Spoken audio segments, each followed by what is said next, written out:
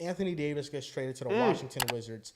The Mavericks receive Chris Middleton, AJ Johnson, Malachi Branham, Marvin Bagley, and I'm sure Malachi Branham moved to a brand new team as well. A 2026 first round pick, a 2030 first round pick, top 20 protected, and 3 second round picks. And the Wizards got Anthony Davis, Jaden Hardy, D'Angelo Russell, Dante Exum, and now the Wizards have, in the span of like a month, gotten Anthony Davis and Trae Young on the team with developing players in Trey Johnson, Alex Sarr, Keyshawn George, and if they continue to tank this year, top 10 pick in this upcoming draft.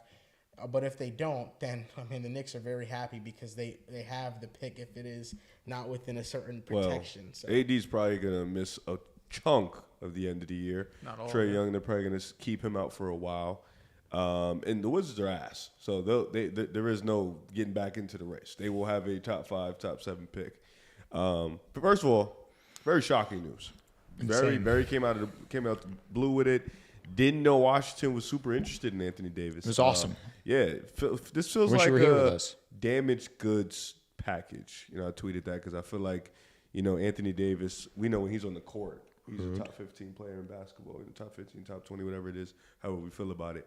But the problem is being on that court consistently, being healthy enough to give it, do what he does on both ends of the floor. And I think that's why you get a deal like this where it's a Chris Middleton. Like, Dallas didn't get any youth back in this deal. It's just a 2026 pick from OKC, if I'm not mistaken. Yep. Yeah, from OKC and then a 2031 pick. So not a lot of value. But for Dallas, they didn't really have a ton of draft capital. So just to add up on what they didn't have is a plus for them.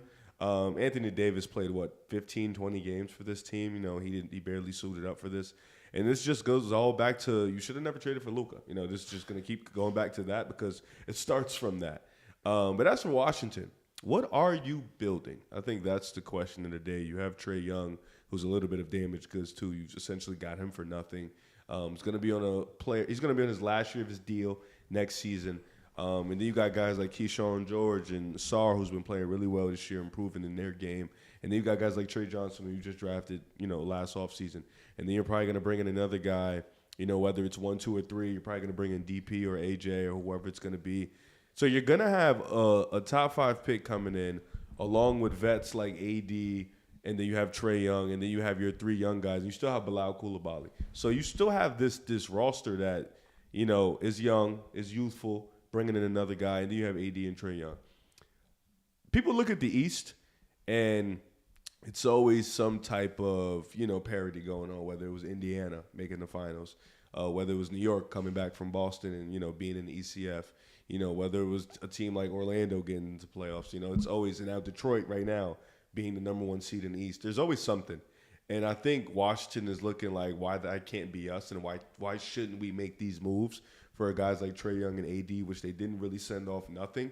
It's a cool buy low deal. I'm interested to see how everything fits. But I do think Washington has their mind in the semi-right place, just because the East, it's always funky in the East, and you didn't send anything off too much to get Trae Young and AD. It was kind of like free deals, in my opinion. It was a weird deal. Honestly, a bit of a weird trade deadline because the 2 biggest moves come from the Utah Jazz and the Washington Wizards making pretty huge moves, right? Anthony Davis, of course, being banged up this year changes some things. But it's not either deal what we were expecting. We already covered the Jaren trade. If you missed that, it's on the last video that we uploaded. But for the Anthony Davis trade, I really don't know. I understand the thought process between both the Trae Young and the AD deals where you're really not giving up much. I mean, and realistically, the Thunder first round pick this year is probably going to be 29 or 30. Yep. And then you top 20 protected pick. So it's basically like 4 second round picks and a late first for Anthony Davis and some salary filler in there. So like it's weird. It's just weird because, of course, looking at Washington, they've been so bad for so long. They were going with this youth movement, and they were getting players that were really starting to develop, especially Alex Sarr, Trey Johnson. But it did feel like, similar to Utah, you're kind of just stuck in this spinning wheel that you don't really have a player right now that you're looking at saying, like, this is for sure going to be our franchise guy. You're getting, I think, some really good, flashes from these guys, but nobody, like, obviously, like, you got drafted Cooper Flagg, right, and Wemby, and these guys that just bursted onto the scene, and you felt like, okay, this is our franchise. It's very clear. We understand where we're going, moving forward. For Washington, it's more so we have a collection of players that we really like, but how can we fill out the rest of the roster to, really make it easier for them and to, I guess, try to compete in 2027. And with Trae Young and Anthony Davis, it's two guys that can't stay healthy and can't stay on the court. So you didn't spend much. So I'm not mad that you're putting like your chips on these guys, because if it doesn't work out, you wash your hands and you're not saying like, oh my God, we have no first round picks for the next 5 years. Like, no, you're still going to have your picks. You're still going to have these young players and you're still going to have a future. It buys you this mini window to be somewhat competitive. I don't really have high hopes for Washington. I think their ceiling is probably like a 6 seed next season, just because I can't trust Anthony Davis to stay healthy and I can't trust Trae Young to stay healthy. And Trae Young's been regressing the last few seasons.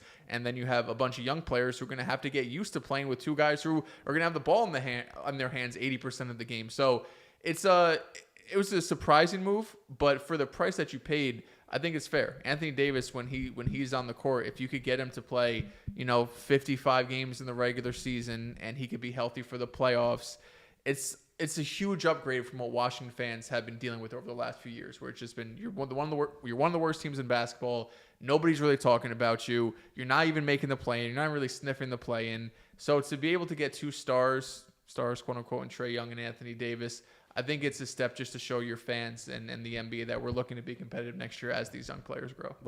Don't you guys think that I don't know if Trae Young's a star. Oh, yeah. I thought you were scared for anything. You scared? Don't you guys think it's odd that teams in this trade deadline made moves for next year? I get it with Indiana. It makes sense because they're getting Halliburton back next year. That makes sense. That's an exception. But the Wizards are playing for next year. The Jazz are playing for next year. I don't think the Wizards have their pick next year. Well, I'm talking about like they're playing for next year. Like that move they made is so No, I'm saying next year. I think that's why they made their move. Okay, I see. Yeah. Okay. Essentially, two teams that are lottery teams are going deeper into the water and saying we're making these trades because next season we want to be very competitive, which usually trades are made, especially of this magnitude, when you want to compete now, when it's about like this season. I want to get better now. And not to say that's what Washington and Utah should be doing, but I think it's about them trying, more so Washington trying to set a foundation and a culture to win basketball games. I think Utah has a better culture set right now with what they're doing. But it is odd. Like I think they're buying low on stars, at least Washington is. I thought Jaren got traded for what his value is pretty much, even though the first round picks that Utah gave up weren't that crazy.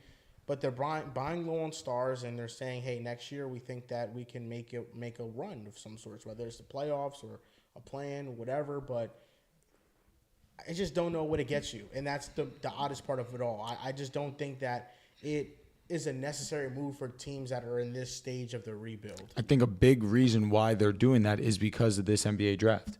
The fact that these teams that are making these moves have the legitimate chance of one of the three, Darren Peterson, Cam Boozer, AJ DeBansta. That's the reality. Because the Utah Jazz get one of those three with the core of what is going to be Keontae George, Lauri Markkanen, Jaren Jackson, and one of those three.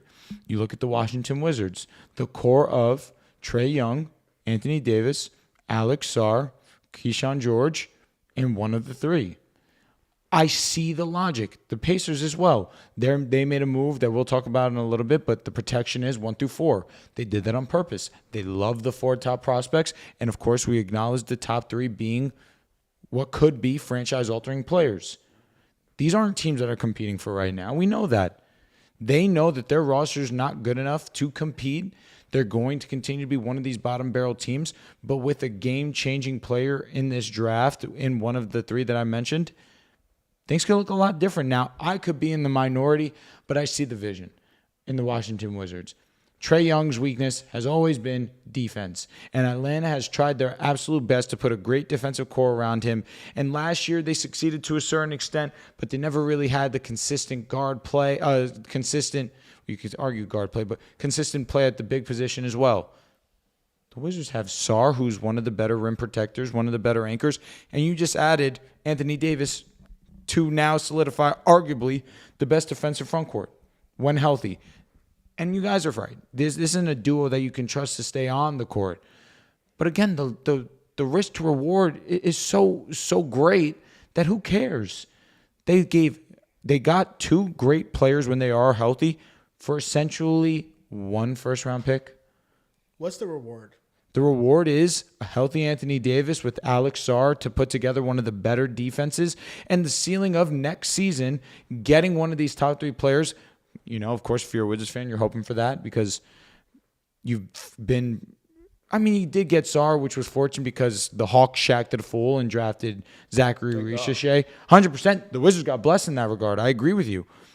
But the Wizards were unlucky last year in the draft and missed out on Cooper Flagg, missed out on Dylan Harper. It's like, you know, you're hopeful for that top 3 pick, but that's what to be hopeful for. We have a great defensive foundation with Bilal Coulibaly being a part of that mix, Keyshawn George being a part of that mix. We see the way that Trey Johnson has been playing basketball this season. There's a lot to be excited about. It's just unfortunate the Wizards just aren't winning games. They have young talent, but now they're trying to put veterans around them with draft capital this upcoming draft that could change the way we view at the Washington Wizards. That's the upside of it. It's just veterans that don't play and a veteran in Trae Fair. Young that dominates the ball and is going to stunt the growth of every player that needs the ball in their hands to develop that aspect. And that's why with like Washington, listen, man, they didn't give up much, so I'm not like terribly mad at it. But it's like you sped up a timeline that didn't need to be sped up. Is it sped up though? I think it is. I think now it's like if AD and Trae Young don't pan out for Washington, they can easily get out of that situation. But it is kind of putting an onus on this team and an expectation that next year you have to make kind of like a playoff push. That's good. It is good. But by the way, they have their pick next year. With Anthony Davis leading the way and Trae Young leading the way, I just don't think it was the right way to go about building this future team. The Wizards are in such a hard place to get talent. Such a hard place. Nobody wants to go to Washington. You got 2 all-stars, albeit injured ones, for a first. A first. This is when you are this level of a team, when you are this type of organization, these are the marginal moves you have to make to improve your roster. I can't be mad at them. They are trying. We ask so often for teams to try. We ask the Jazz to try. I'm mad at the AD trade. I'm not. They got Anthony Davis and Trae Young, and Trae Young was a little they added 2 stars, and I feel better about so many more East teams than them. So many more? So many more. Like who? So many. Well, to start out, You feel better about Milwaukee or you feel better about the Wizards Milwaukee moving is forward? like the worst situation in the league. And they have Giannis. Yeah, I mean Giannis is probably going to get traded in the offseason. We keep thinking. I don't think he's going to be a Buck for life. You feel better about the Nets, you feel better about the Wizards. I feel better about Washington. I Nets think don't have the 5 Nets are pick players. bottom dwellers. But do I feel better about Indiana? What about the Magic? Again, I feel better about the Magic. I feel better about the Knicks. I feel better about the Celtics, the Pistons. I feel better about Atlanta. Even though I didn't like the Kuminga trade, we'll get to that. Atlanta? Next year? Yeah, I think more highly of Atlanta. Yes, I do. With the Pelicans' first-round pick, that Oh, has okay. just as Fair. good of a, like the same Fair. ceiling argument Yeah. you make for Washington, you Yep. got for Atlanta. Yep. And Yep. I feel way better about Charlotte. And Charlotte That's a didn't fact. have nobody. They're They 14-1 in they their just last started 15, brother. playing better, and they just got healthy. We're all here. Like, I feel way better about so many more East teams than Washington, and they added 2 stars, and I'm still kind of like, eh. Just Okay. feels random. Okay, like, what Wouldn't is you that? rather they try, though? That's what I want. These organizations so often get away with doing nothing. Yeah, but They're do trying. Shit just to do shit. But their doing shit was bringing in Trae Young. Their doing shit was bringing in Anthony Davis to pair Alex Sarr, who has already proven to improve his game from his freshman year to his sophomore.